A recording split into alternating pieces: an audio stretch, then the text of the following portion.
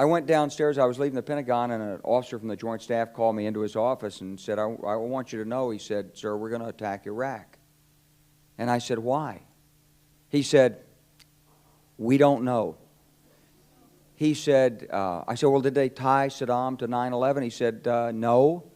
He said, but I guess they don't know what to do about terrorism, and so they think, but they can attack states, and they want to look strong, and so I guess they think if they take down a state, it will intimidate the terrorists. And you know, it's like that old saying, he said, if the only tool you have is a hammer, then every problem has to be a nail.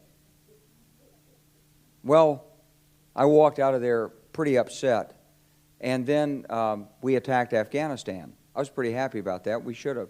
And then I came back to the Pentagon about 6 weeks later. I saw the same officer. I said, why haven't we attacked Iraq? We still going to attack Iraq? He said, oh, sir. He says, it's worse than that.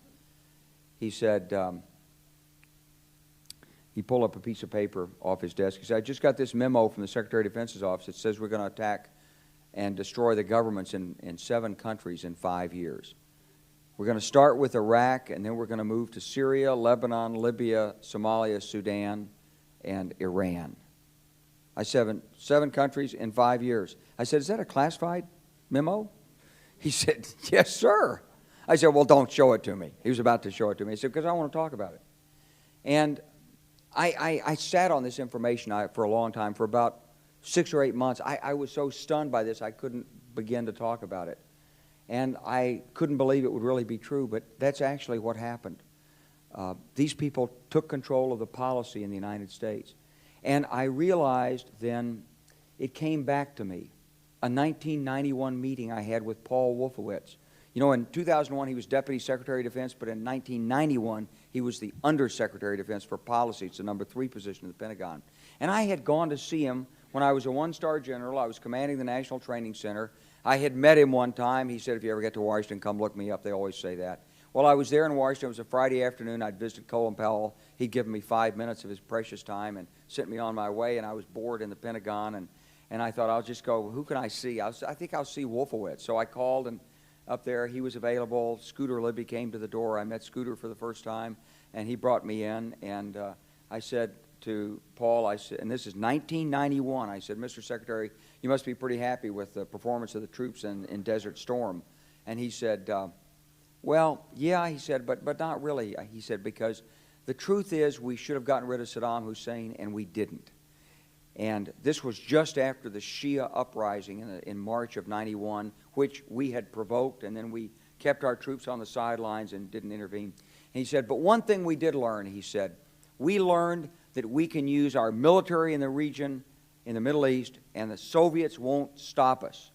He said, and we've got about 5 or 10 years to clean up those old Soviet client regimes, Syria, Iran, Iraq, before the next great superpower comes on to challenge us. And it was like, you know, I'm coming out of the Mojave Desert. I've been training troops. I haven't been thinking geostrategy for some time.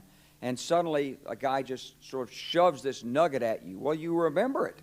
It was a pretty stunning thing. You mean the purpose of the military is to start wars and change governments? It's not to sort of deter conflict? We're going to invade countries? And, you know, my mind was spinning. And I put that aside. It was like a nugget that you hold on to.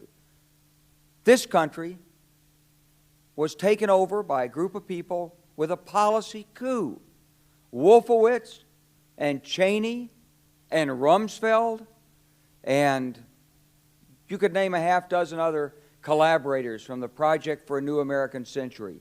They wanted us to destabilize the Middle East, turn it upside down, make it under our control. It went back to those comments in 1991. Now, did anybody ever tell you that? Was there a national dialogue on this? Did senators and congressmen stand up and denounce this plan? Was there a full-fledged American debate on it? Absolutely not. And there still isn't. And that's why we're failing in Iraq. Because Iran and Syria know about the plan. All you have to do is read Weekly Standard listen to Bill Kristol, and he blabbermouths it all over the world. Richard Pearl the same way. They could hardly wait to finish Iraq so they could move into Syria. It was like a laydown. Oh, our legions are going to go in there.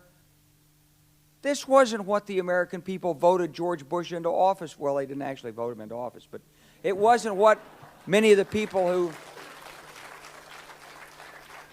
It wasn't what he campaigned on. He campaigned on a humble foreign policy, the most arrogant foreign policy in American history. He campaigned on no peacekeeping, no nation building, and here he is with Afghanistan and Iraq. It's astonishing. So the root of the problem is not how many troops are in Iraq. Please believe me. Don't be mad, if you're a Democrat, at your Democratic congressman because they can't reduce the troops and frustrate the president. That's not the issue. And if you're a Republican, don't be mad at the Democrats because they're fussing with the troops. Whether you're a Democrat or a Republican, if you're an American, you ought to be concerned about the strategy of the United States in this region. What is our aim? What is our purpose? Why are we there? Why are Americans dying in this region? That is the issue.